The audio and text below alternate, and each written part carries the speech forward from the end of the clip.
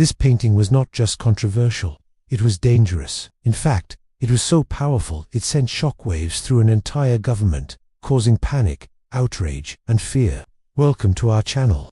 Today, we're peeling back the layers of history to uncover the incredible story of a masterpiece that dared to speak truth to power and, in doing so, became a symbol of defiance for generations. Let's travel back to the late 18th and early 19th centuries, a time of immense political turmoil, war, and revolution across Europe. In the heart of Spain, one artist was witnessing this chaos firsthand: Francisco Goya. Goya wasn't just a court painter, creating flattering portraits for the royal family. He was a man with a conscience, a keen observer of the human condition, and he used his brush to document the world around him with unflinching honesty. As the Napoleonic Wars ravaged his homeland, Goya saw unspeakable brutality. The conflict, known as the Peninsular War, was not one of glorious battles, but of gruesome street fighting, mass executions, and widespread suffering. Goya was compelled to capture this reality, not to glorify war, but to expose its horrific nature. This brings us to the painting at the heart of our story, the 3rd of May, 1808, completed in 1814. This monumental work is not a painting you simply look at, it's one you experience. It's a gut punch. Goya chose to depict a specific, brutal event, the execution of Spanish civilians by Napoleon's soldiers in retaliation for an uprising the day before. This was a direct challenge to the sanitized, heroic depictions of war that were common at the time. Goya wasn't interested in heroes or villains in the traditional sense. He was interested in humanity and its absence. He painted the raw, terrifying truth of organized violence, exposing the hypocrisy of a regime that claimed to bring enlightenment but delivered death. With every brushstroke, Goya was screaming a question to the world: is this what we call progress? Now, let's dive into the painting itself. The composition is masterful in its emotional manipulation. On the right, we have the firing squad. They are a faceless, monolithic machine of death. Goya deliberately paints them from behind, their bodies rigid, their bayonets gleaming coldly under the light of a single lantern. They are anonymous, interchangeable parts of a system of oppression. We can't see their faces, so we can't connect with their humanity. They are simply an instrument of terror. Then, on the left, we have their victims. This is where Goya's genius truly shines. Unlike the soldiers, the condemned civilians are individuals, their faces contorted with terror, disbelief, and despair. At the center of this group is a man in a brilliant white shirt, his arms thrown wide in a pose that deliberately echoes the crucifixion of Christ. He is not a soldier. He is a martyr. The light of the lantern illuminates him, making him the undeniable focal point. He is everyman, an innocent, facing down the barrel of a gun. His white shirt symbolizes purity and innocence, starkly contrasting with the dark, muddy colors of the execution ground. Look at his hands. On one, you can even see the stigmata, a direct and powerful symbol of sacrifice.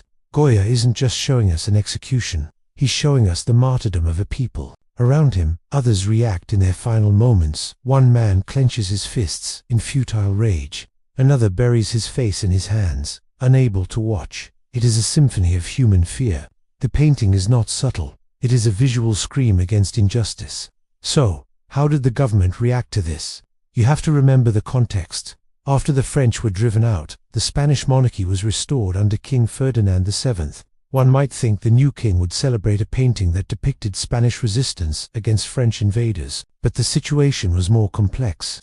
Ferdinand's regime was deeply reactionary and absolutist. He was suspicious of any art that could stir up popular sentiment or glorify rebellion, even against a former enemy. Goya's painting was a raw depiction of popular uprising and martyrdom, ideas that made the new king very nervous. The painting didn't show a glorious, organized military victory led by generals and kings. It showed common people as the central figures of resistance. As a result, the 3rd of May 1808 was essentially hidden from public view for decades. It was not displayed in a grand gallery for the public to admire.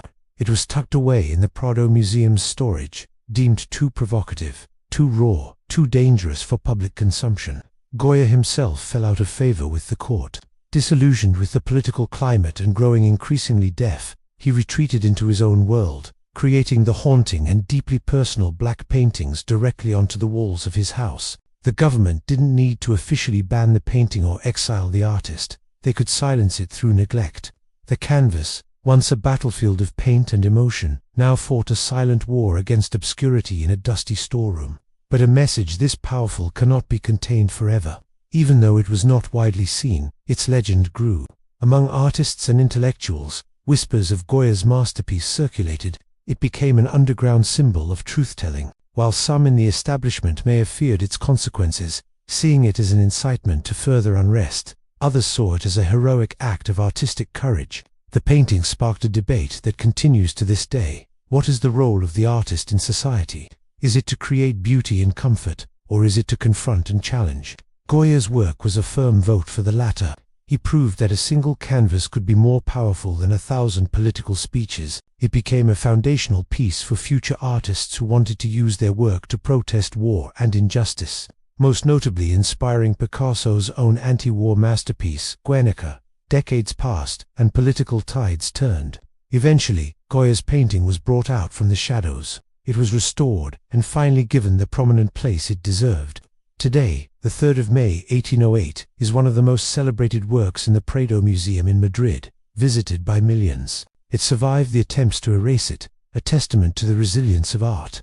Its journey from a private commission to a hidden controversy, to a global icon reminds us that art can be a powerful historical document.